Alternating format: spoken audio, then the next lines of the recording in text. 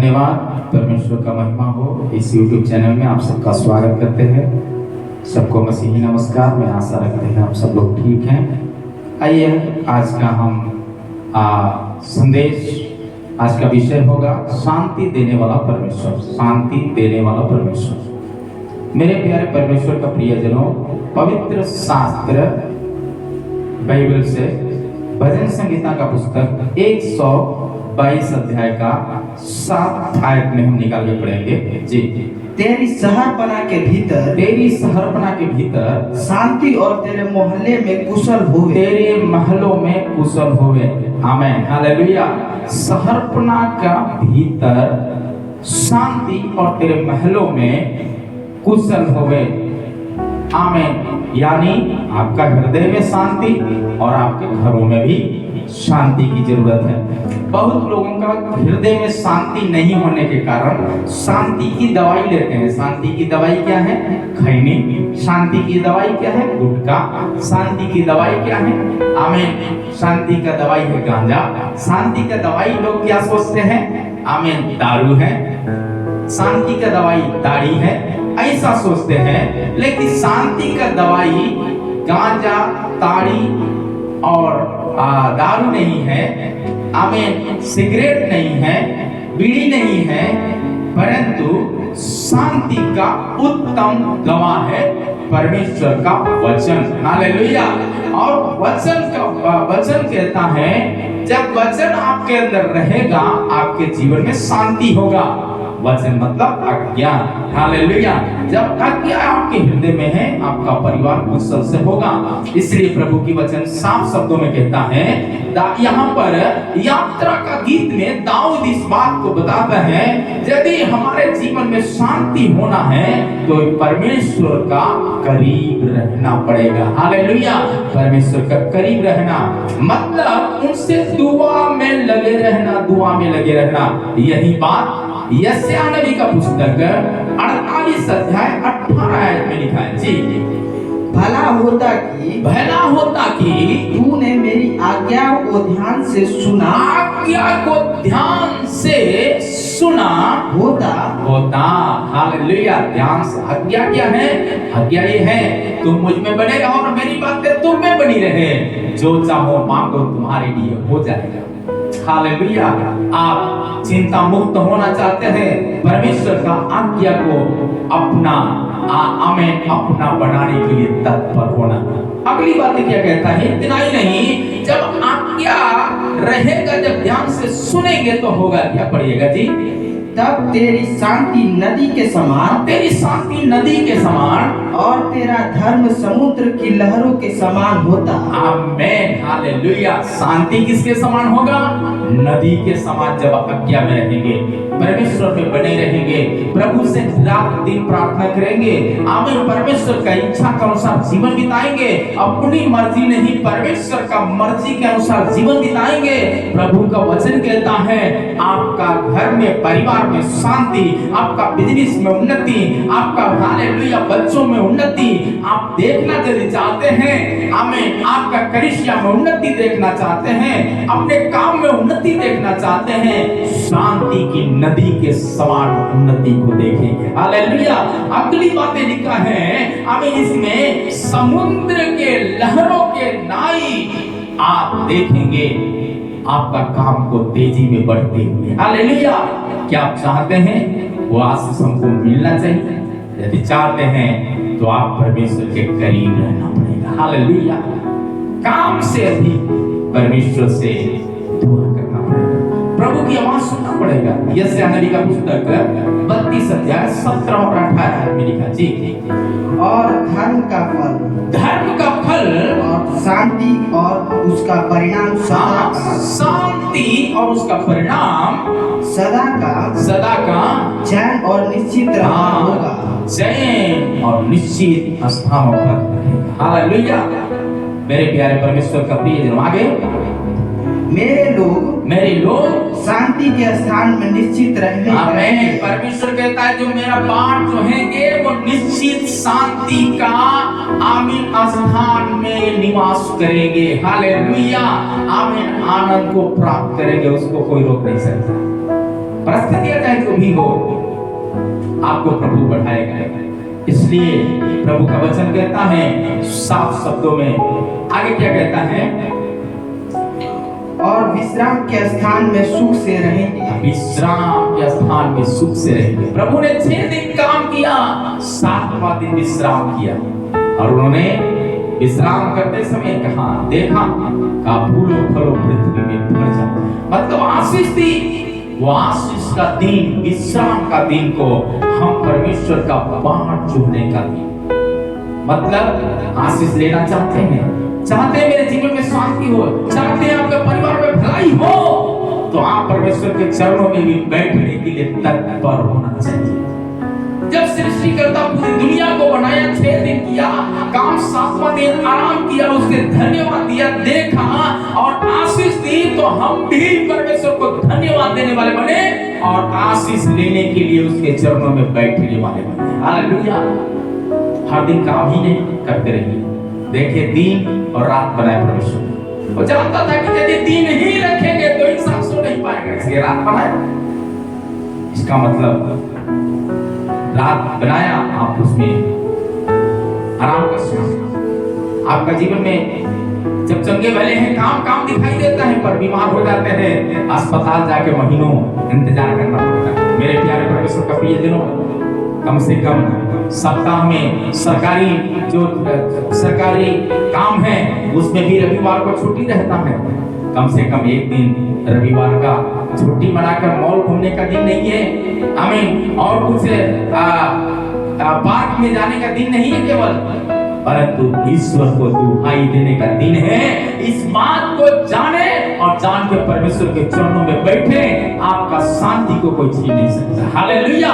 बोलो प्रभु यीशु मसीह की जय, आमीन। इसलिए प्रभु का वचन भजन संहिता में लिखा है 29 का 11 है जी, यहोवा अपनी प्रजा को बल देगा, यहोवा अपनी प्रजा को बल देगा, यहोवा अपनी प्रजा को शांति की आशीष देगा। आमीन। यहोवा अपनी प्रजा को शांति की आशीष देगा। किसको? जो उसकी बाट जोड़ेंगे।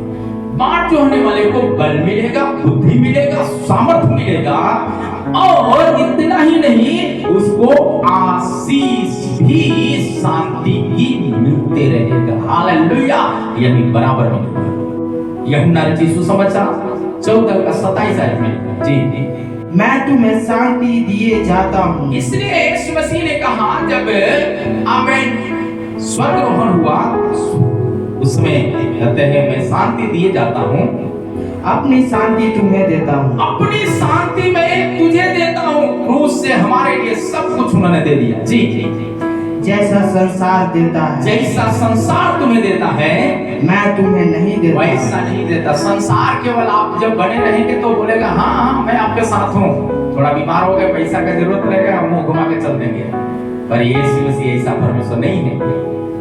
जैसे सुख में आपके साथ रहा, आप दुख में पड़े छोड़ कर जाने वाला नहीं। दुख से बचाने में यीशु मसीह ने क्रूस पर अपना अंतिम श्वास दिया, ताकि हम श्वास वाला प्राणी बन के ही रहे। हालेलुया। मरे नहीं, परंतु जिंदा खुदा का जिंदा आराधना कर सके। क्या आप चाहते हैं? ऐसा यदि चाहते हैं तो आप परमेश्वर की महिमा करने के लिए आमीन उस क्रूस के द्वारा यीशु मसीह कहता है, मैं अपनी सच्ची शांति तुझे देता हूं। जैसे संसार देता वैसे नहीं, मैं पूरा पूरा देता हूं। इसलिए तुम्हारा मन क्या नहीं हो, घबराए नहीं, न डरे। आपको डरने की जरूरत नहीं, बीमारी से घबराने की जरूरत नहीं है, समस्या देखकर आत्महत्या करने की जरूरत नहीं है, बिजनेस बंद करने की जरूरत नहीं है, पढ़ाई बंद करने की जरूरत नहीं है, बच्चा नहीं हो रहा है, शादी के 12 साल हो गया, पत्नी को त्यागने की जरूरत नहीं है, प्यार में कमी करने की जरूरत नहीं है। आमीन। बच्चा पढ़ नहीं रहे, उसका पढ़ाई स्कूल से नाम कटवा के घर में बैठाने की जरूरत नहीं है, परंतु आप बराबर बच्चे को प्रोत्साहन देकर आगे बढ़ाने की जरूरत है। परमेश्वर का काम कहता है यदि आप ऐसा करते हैं, आपका बच्चा जहां गिरा है उसी जगह में जय पाएगा। आपका पत्नी का शादी, आपका पारिवारिक जीवन का शादी किया 12 साल 15 साल हो गया होगा, आपका निरंकुश आमीन जगह में अंकुर परमेश्वर पैदा करेगा। हालेलुया। वचन कहता है जब गेहूं का दाना भूखे पड़कर मर नहीं जाता तब तक अकेला रहता है, जब मर जाता है बहुत फल आता है। आप अपना प्यार को कमी मत करिएगा, पारिवारिक प्रार्थना को कम मत करिए। आमीन। आपका बिजनेस ठप हो गया होगा, आप बिजनेस से बंद मत करिए, आप अपना काम में लगे रहिए। बाइबल बताते हैं जब लगे हैं एक ना एक समय में उसी बिजनेस के द्वारा परमेश्वर बड़ा बिजनेस बना देगा। हालेलुया। बोलो प्रभु यीशु मसीह की जय। इसलिए प्रभु का वचन यूहन्ना रचित सुसमाचार का पुस्तक 20:26 में लिखा जी। 8 दिन के बाद उसके चेले फिर घर के भीतर थे और थोमा उनके साथ था। हाँ।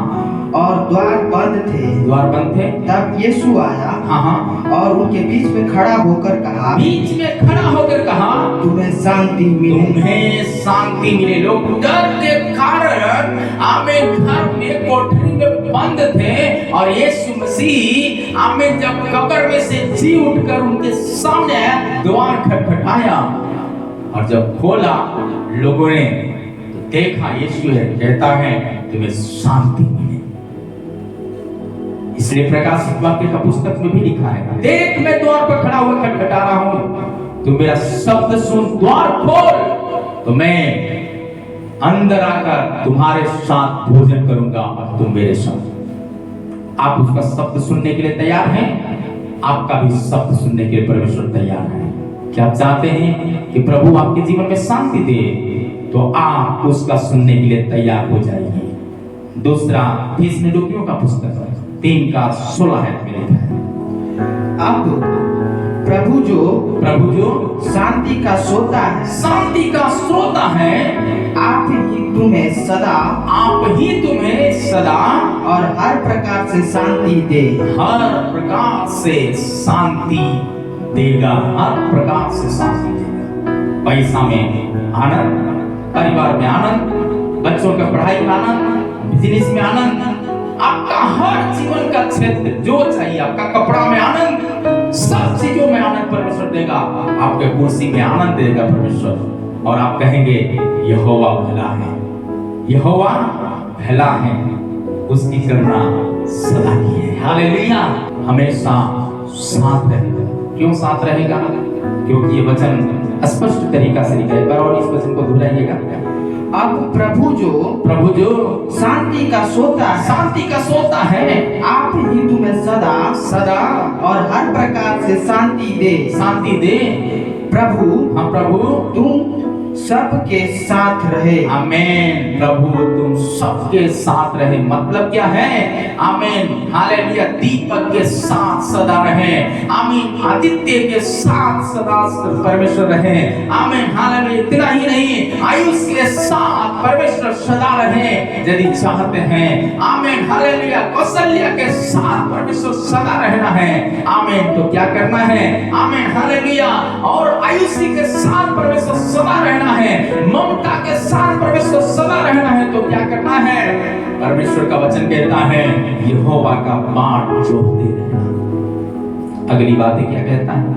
फिलिप्पियों 4:7 में लिखा है, तब परमेश्वर की शांति जो सारी समझ से परे है, जो सारे समझ से आपकी सोच से परे है, तुम्हारे हृदय और तुम्हारे विचारों को मसीह यीशु में सुरक्षित रखेगा। आमीन। मसीह यीशु में सुरक्षित रखेगा।